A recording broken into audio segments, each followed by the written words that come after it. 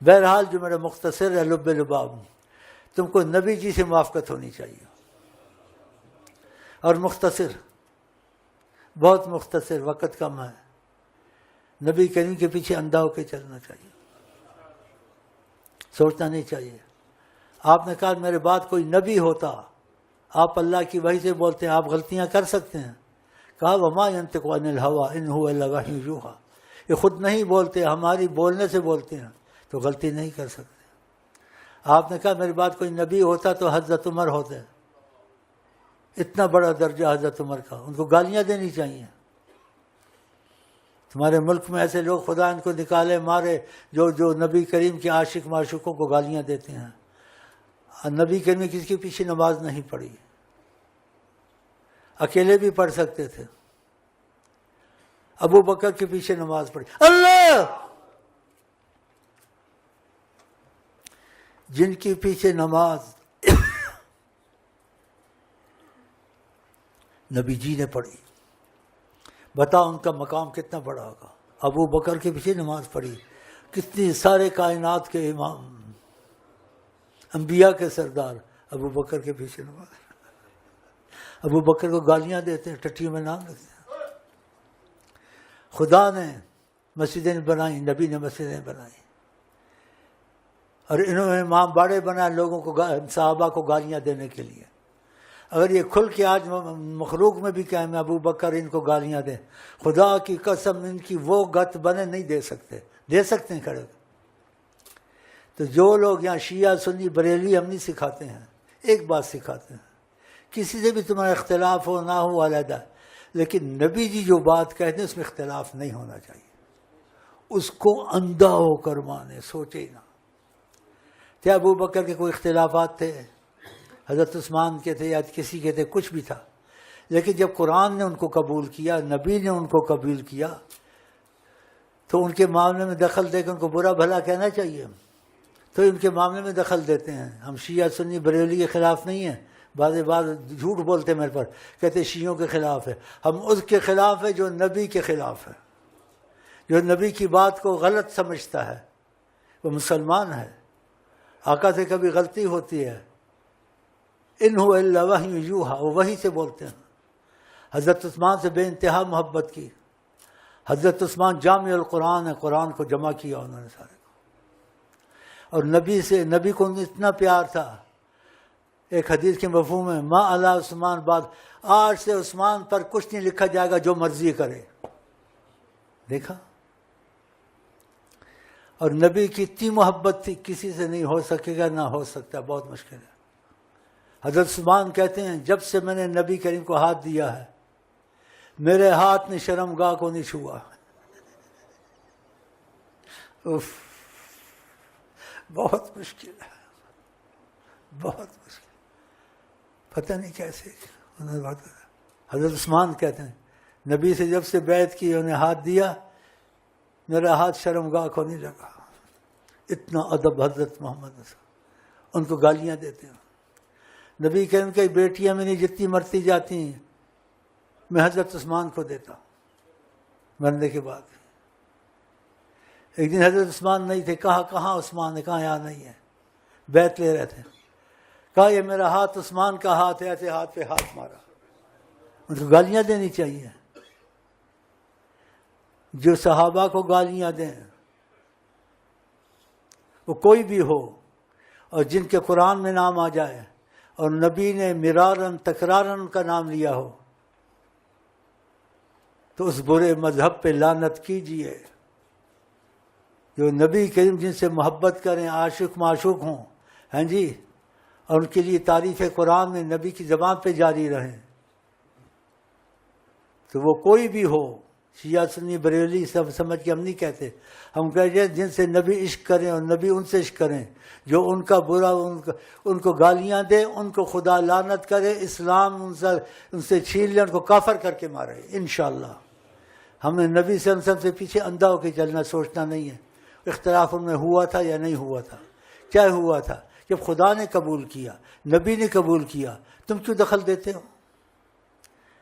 اس لیے حکومت یہاں مصیبت میں آ جاتی ہے محرم میں، ہاں جی، تعزیے نکالنا، یہ نکالنے۔ وہ نکال دیں، ماتم کر دیں۔ اگر ماتم ہوتا ہے زیادہ دکھ، نبی کریم سے کسی کا زیادہ دکھ ہونا چاہیے، زیادہ غم ہونا چاہیے۔ نبی کریم نے کس نے ماتم کیا؟ حضرت فاطمہ نے ایسے کیا، حضرت علی نے ایسے کیا۔ کہا جو کام میں نے نہیں کیے، میرے صحابہ نے کیے، وہ مردود ہے، رسول اللہ صلی اللہ علیہ وسلم فرماتے ہیں۔ تو ان چیزوں سے میں کیوں بیان کرتا ہوں، ہمیشہ دہراتا ہوں کہ جن چیزوں سے نبی کا دل دکھے اور جن چیزوں سے نبی کا دل خوش ہو، اس کو مضبوط پکڑنا چاہیے یا اس کو نظر انداز کرنا چاہیے؟ بس نبی کا مسئلہ ہے۔ آپ کو موافقت ہونی چاہیے۔ حکومت مصیبت میں آ جاتی ہے، تعزیے نکالنے، یہ نکالنے، اگر نکالنا بھی ہے تم کو نبی سے موافقت نہیں ہے، بات جنگل میں نکالو۔ عوام کو عذاب، دنیا کو عذاب، محرم کا مہینہ رحمت کا۔ تو اس لیے یہ باتیں ضروری ہوتی ہیں میری کہنے، یہ ان تک بھی پہنچے، سب تک پہنچے۔ جو بھی ابو بکر کو گالی دے، عمر کو گالی دے، عثمان رضی اللہ عنہ، خدا اس پہ لعنت کرے، اس کو بغیر اسلام کے مارے۔ جو نبی کے دل کو دکھائے اور نبی کو تکلیف پہنچے، خدا اس کو بھی کافر کر کے مارے۔ نبی کریم کو جو صحابہ کو گالیاں دیتے ہیں، ان کی توبہ بھی ایک حدیث میں کچھ ایسا فرمایا ہے، میں ان پہ جھوٹ نہیں بولتا، انشاءاللہ آپ کو بوجھ لگتا ہے۔ توبہ بھی کریں، بوجھ لگتا ہے، کیونکہ ابو بکر سے آپ کو بہت محبت تھی، حضرت عمر سے بہت محبت تھی، حضرت عثمان سے بہت محبت تھی، حضرت علی سے بہت محبت تھی، حضرت معاویہ سے محبت تھی، لیکن معاویہ کے بس میں نہیں تھا، یزید ملعون پیدا ہوا، خدا نے اس کو کافر کر کے مارا ہوگا انشاءاللہ۔ اس امام مولانا الحسن حسین کی قدر نہیں کی، اور جنہوں نے ان کے وقت میں ان کی قدر نہیں کی، لاپرواہی کی، خدا ان کو بھی رفع دفع کرے۔ ہاں جی، تو ایک واقعات میں ایسے آتا ہے کہ نبی کریم صلی اللہ علیہ وسلم نے کسی کو محبت کرتا تھا، آپ نے اس کو محبت کو رد کیا، کہا تم اسلحہ بیچتے تھے امام حسین کے وقت، کہا میرا کاروبار تھا، کہا تم کو پتہ نہیں تھا وہ اسلحہ میری اولاد امام حسین پہ چلائیں گے، کیسے تم بیچتے تھے؟ جھوٹے ہو، یہ مفہوم ہے اس موجود۔ اور ایک اور حدیث میں بھی ایسے آقا نے کہا کہ ان کی محبت کا دعویٰ کرتے ان کے ساتھ بیٹھتے تھے، آقا نے کہا جو امام حسین کو تکلیف دیتے تھے، ہاں جی، ان کے ساتھ بیٹھتے تھے۔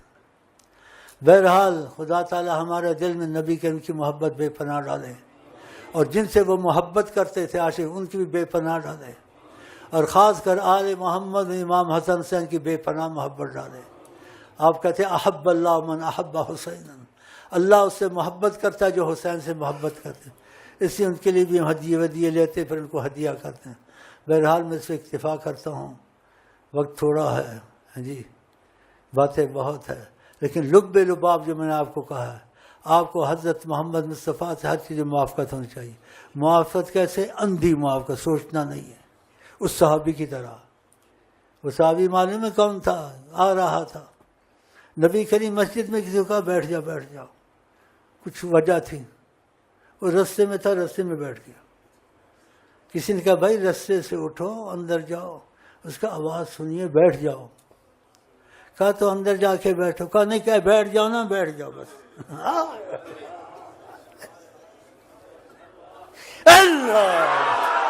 اللہ ہم کو تم کو ایسا کریں گے، بیٹھ جاؤ بیٹھ جاؤ بیٹھ جاؤ بیٹھ جاؤ، سٹ ڈاؤن سٹ ڈاؤن۔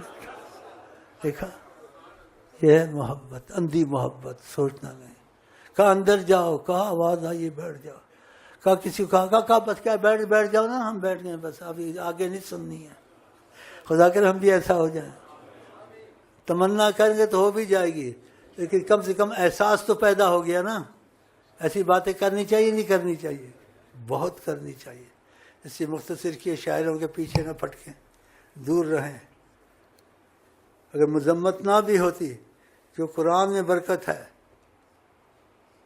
حدیث شریف میں آتا ہے جو قرآن پڑھتا ہے خدا سوال نہ کرے، سوال والوں سے خدا زیادہ اس کو دیتا ہے۔